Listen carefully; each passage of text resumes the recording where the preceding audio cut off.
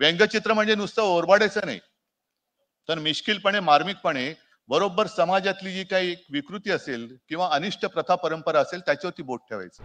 हा असा जो काही विंचू आहे, मग तो सत्तांध असेल, कोणी असेल, कोणत्याही गोष्टीची हाव वाटणं, लोभ असणं, त्यातून माणसामध्ये अहंकार येतो. एकनाथ महाराजांनी सांगितलंय की तमोगुण मागे सारा, म्हणजे अहंकार आहे ना, 56 इंचाची छाती, तिला जरा थोडी टाचणी मारा.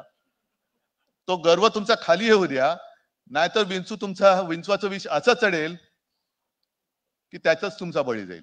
कारण आपल्याला आता विसरत चाललेलं, एक एक संस्कृती पूर्वी होत्या सगळ्या गोष्टी. मग ते कडक लक्ष्मी असायची, वासुदेवाची गाणी, पोतराजाची गाणी, यल्लम्मा देवीची गाणी, भलरी गीतं, ही सगळी कोळी गीतं, कोकणातील लोकगीतं, आदिवासींची गाणी, ही सगळी आता आपल्या कानाच्या वरती पडण्याचं बंदच झालेलं आहे. आणि त्याच्यामध्ये जसं मार्मिकने जे काम केलं, व्यंगचित्राच्या माध्यमातून बाळासाहेबांनी काम केलं.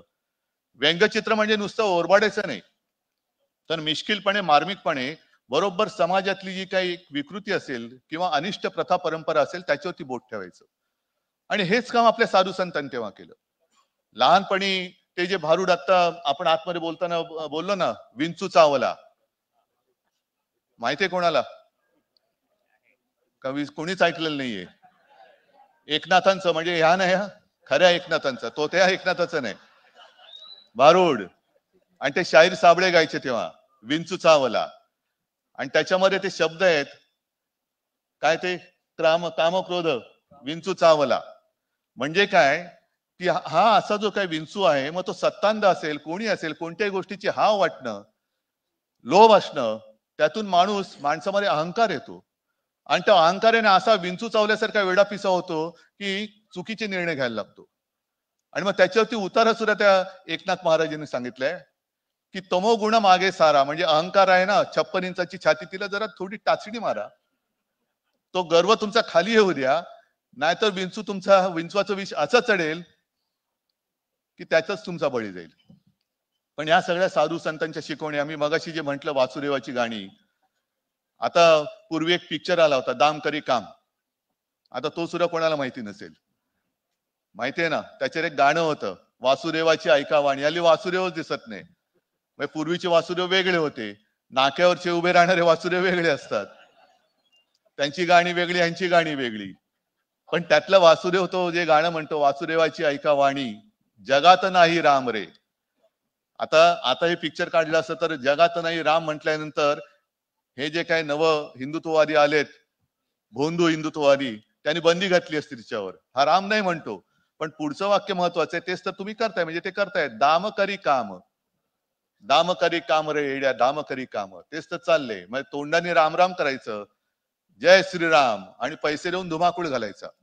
तर ह्या अशा सगळ्या नाचलेल्या, बरबटलेल्या, बुरसटलेल्या यांच्या कारभारामध्ये ही अशी तरुण मुलं ही महाराष्ट्राची संस्कृती घेऊन आणि त्याच्यामध्ये सगळ्या नवीन गोष्टी नव्या पद्धतीने आणून पुढे येत आहेत. आणि त्यांचं कौतुक करायला आपण सगळेजण इथे जमलेलात. मी त्यांनाही शुभेच्छा देतो.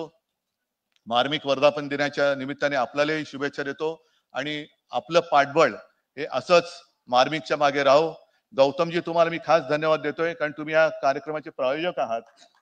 एकनाथ, म्हणजे ते सुद्धा एकनाथच, त्या एकनाथांची परंपरा तुम्ही चालू ठेवलेली आहे, त्याच्यामुळे तुम्हाला खास मी धन्यवाद देतो.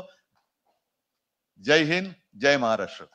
सोशल मीडियाच्या भाऊ गर्दीत विश्वासार्हतेने चकाकणारे नाव म्हणजे लेट्सअप मराठी. सगळ्यांना, सगळ्या नागरिकांना ती स्पीच, ती लेट्सअप वरील मुलाखती म्हणजे विचारांचा खजिना. त्यानंतरच्या निवडणुकीमध्ये मला सोडून गेले. बातम्या केवळ वस्तुस्थिती सांगणाऱ्या, न प्रोपगंडा, फक्त जनतेचा अजेंडा. क्योंकि आने वाला कल जाने वाला है, जाने वाला कल आने वाला है. राजकारण, मनोरंजन असो की क्रीडा क्षेत्र, महाराष्ट्राची स्पंदने संवेदनशीलतेने टिपणारे माध्यम म्हणजे लेट्सअप मराठी. जगासोबत एक पाऊल पुढे राहण्यासाठी लेट्सअपचे ॲप, सोशल मीडिया आणि वेबसाईट सोबत कनेक्टेड रहा.